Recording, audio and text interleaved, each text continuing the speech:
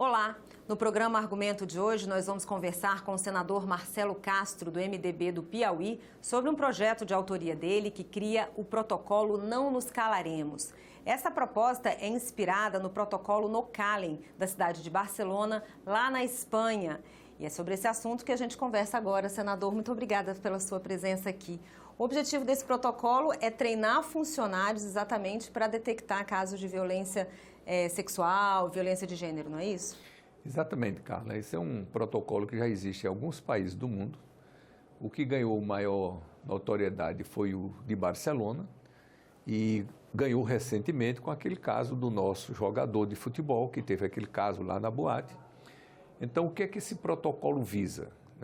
É parte do princípio da gente saber que nós estamos numa sociedade machista, que há violência contra violência sexual, violência de gênero, há um desrespeito seguido às mulheres, e esse protocolo visa, quer dizer, nós já temos várias leis que tratam de proteção da mulher, mas esse protocolo visa, essencialmente, estabelecer padrões, normas, de harmonizar a conduta para que os espaços públicos de lazer, como bares, restaurantes, rodeios, festivais, congressos, reuniões esportivas, bailes, enfim, locais públicos, que o ambiente, quer dizer, que o estabelecimento espontaneamente adira a esse protocolo. E aderindo ao protocolo, esse estabelecimento recebe um selo, não nos calaremos. Então, as pessoas, sobretudo as mulheres, mas qualquer gênero, que sabe que um estabelecimento de lazer é um estabelecimento que cumpre o protocolo não nos calaremos, as pessoas se sentem mais seguras de frequentar um ambiente desse. Por quê? Porque o estabelecimento que aderir ao protocolo, ele está obrigado a fazer um treinamento dos seus funcionários, dos seus servidores, das pessoas que trabalham nesse estabelecimento, para eles ajudarem a prevenir, para atender e até dar toda a proteção à pessoa que for vítima de violência sexual ou de gênero. Então, nós entendemos que é um momento da gente fazer isso daí, é um assunto muito oportuno e nós apresentamos esse projeto e esperamos contar com a maioria dos nossos colegas senadores e depois da Câmara dos Deputados. Como o senhor disse, esse protocolo ficou muito famoso, muito conhecido depois do caso do jogador Daniel Alves, aí que as pessoas foram descobrir que existia esse protocolo lá na cidade de Barcelona, na Espanha e também em outros lugares também do mundo. Quais são os princípios desse protocolo? Porque lá o que a gente percebeu foi que um funcionário da boate percebeu a situação que a pessoa estava vivendo, aquela mulher estava vivendo, e aí ele acionou as medidas. Quais seriam essas medidas, senador? Bom, em primeiro lugar, o respeito e o atendimento à vítima. Segundo lugar, o repúdio ao agressor. Mas sempre tendo em mente, e as pessoas são treinadas para isso, para a primeira ação ser dirigida a proteger a vítima, dar toda a assistência que ela precisar, mostrar para ela os direitos que a vítima tem, do ponto de vista do serviço de saúde, de assistência, de segurança, e se a vítima estiver lúcida, em condições de decidir, perguntar a ela, diante dos direitos que ela tem, que posição é que ela quer tomar. E, evidentemente, que esses princípios, também a gente tem que ter cuidado com a informação, para você não expor a vítima a um constrangimento, uma exposição pública, e também para você não fazer um pré-julgamento do agressor.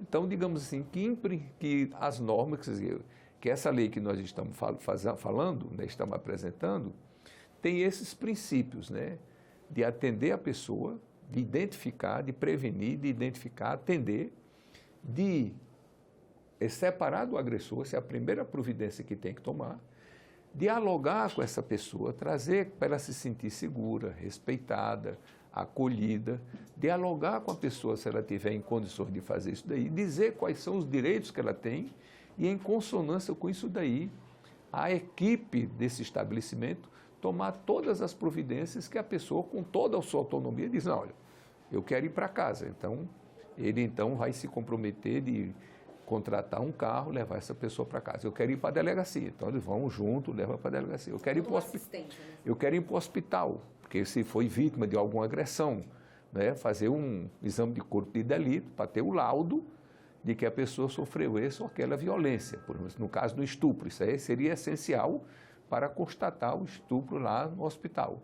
Então, tudo que a pessoa quiser fazer, ele vai ter essa segurança, vai ter essa proteção. E, mais importante do que tudo isso, Carla, eu entendo, é a cultura que a gente vai criar, que a gente vai estabelecer para uma sociedade moderna, que vai defender, e como sempre deveria ser, infelizmente nunca foi, a igualdade de gêneros. Então, não é porque uma pessoa é mulher, ou porque uma pessoa é homossexual, ou é transexual, ou é isso ou outro gênero, né, que tenha, que possa sofrer qualquer tipo de importunação, qualquer tipo de violência, né, que a gente sabe que as mulheres relatam, que é muito comum estar num lugar, numa festa, num ambiente qualquer, numa boate, e sofrer todo tipo de constrangimento, de assédio, de toque, né, não permitido, e evidentemente que a gente tem que respeitar a dignidade da pessoa e aqui reforçar aquela ideia, né, o não é não. Qualquer relacionamento entre duas pessoas, sejam de que sexo for, tem que ter o consentimento explícito da pessoa. Se não tem, não pode ir à frente. O senhor falou que essa adesão ela é voluntária, né? O estabelecimento faz isso voluntariamente, mas se ele fizer, ele tem que assumir algumas condutas, como, por exemplo, você não pode estabelecer uma entrada, um valor de entrada diferente no estabelecimento comercial para homens e mulheres, e tem outras também. Queria que o senhor falasse um pouquinho sobre isso. Exato, esses são os critérios que o estabelecimento tem que cumprir para poder aderir ao protocolo e receber esse selo. Então, a primeira coisa mais importante é a equipe que trabalha nesse estabelecimento ser treinada. Porque, na hora que ele for treinado, ele já pode agir preventivamente. Quer dizer, uma pessoa que está abusando, que está se insinuando, ele já pode chegar a chamar, olha, aqui tem o protocolo aqui desse estabelecimento, você tem que se comportar dentro do protocolo, você está assediando as pessoas, não pode ser dessa maneira, já faz a prevenção. Acontecendo o fato, a pessoa tem que estar habilitada para poder lidar. E, evidentemente, que tudo isso tem que ser feito dentro de um treinamento que as pessoas estejam habilitadas, porque são coisas muito sutis, né? E sobretudo, tem que levar em conta o respeito, a dignidade e a vontade da pessoa. Ninguém pode ser importunado, seja em que ambiente for, sobretudo no ambiente público, não é? Porque está vestindo um vestido desse jeito, ou vestindo um vestido daquele jeito, de maneira nenhuma. Cada um tem a pessoa de se comportar como quiser e todo mundo tem que respeitar aquela pessoa, seja de que gênero for. E o senhor apresenta esse projeto logo depois dessa situação, né, do jogador Daniel Alves e no mês da mulher, né, senador? Exatamente. Nós tivemos agora no dia 8 de março o Dia Internacional da Mulher. Nós estamos no mês de março, que é o mês da mulher, e nós temos que valorizar cada vez mais o papel da mulher na sociedade. A nossa ministra do Planejamento, que foi nossa candidata a presidente da República, Simone Tebet, quando decidiu apoiar o Lula no segundo turno, ela fez uma série de exigências de incorporação do seu programa, o programa do MDB, ao programa do PT, do presidente Lula. E uma das pautas do nosso programa, do presidente da nossa candidata Simone Tebet, era exatamente salários iguais para funções iguais, independente de gênero. E que agora está se efetivando, agora que no governo Lula, nós não permitiremos mais, diante da lei, que um homem que está fazendo um determinado trabalho, a mulher fazendo o mesmo trabalho, que eles tenham salários diferentes. Então, o que a gente precisa é evoluir. O homem, o macho alfa, sempre teve um papel preponderante na sociedade. Isso, pela evolução das espécies, né, do Darwin a gente compreende, porque era o mais forte, o mais musculoso, o caçador, o atirador, o pescador, né, o que ia para a guerra, que brigava, mas hoje não se justifica. Hoje o trabalho dos seres humanos, a sua imensa maioria, é um trabalho intelectual. E do ponto de vista intelectual, a mulher é igual ao homem, e em alguns casos até superior, né, em todas as atividades universitárias de intelectuais, a mulher vem se destacando. Às vezes eu brinco e digo, olha, se prepare porque quem vai dominar o mundo são as mulheres.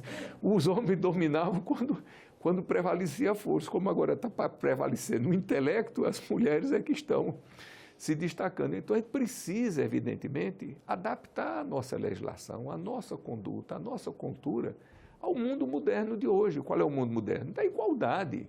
Ser humano é ser humano, independente de ser do sexo masculino, de ser do sexo feminino, de ser transgênero, de ser do sexo que for, né? Como é o LGBTQIA+, não interessa. É um ser humano que está diante de você, digno de respeito e ponto final. Senador, 33% das mulheres já sofreram algum tipo de violência. A gente tem uma média de 6% a mais de violência, da média mundial em relação do Brasil em relação aos outros países do mundo. O Brasil agride mais as mulheres, os brasileiros agridem mais as mulheres. Só acha que a Lei Maria da Penha, que é de 2006, ela precisa ser revista? Por que ela não está conseguindo conter essa violência? Não é questão só de lei. Isso basicamente é uma questão de cultura. Né?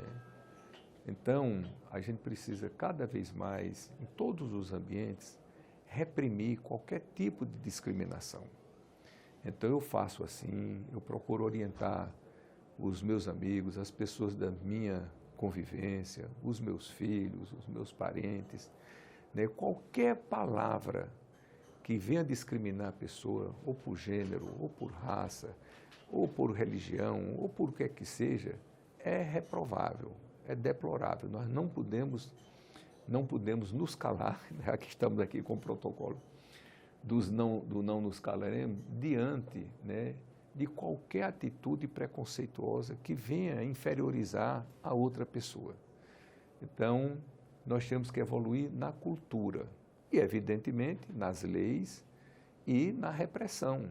Né? Agora está se vendo um aumento de feminicídios, associado ao número também de aumento de CACs, né? Aqueles colecionadores, atiradores, né?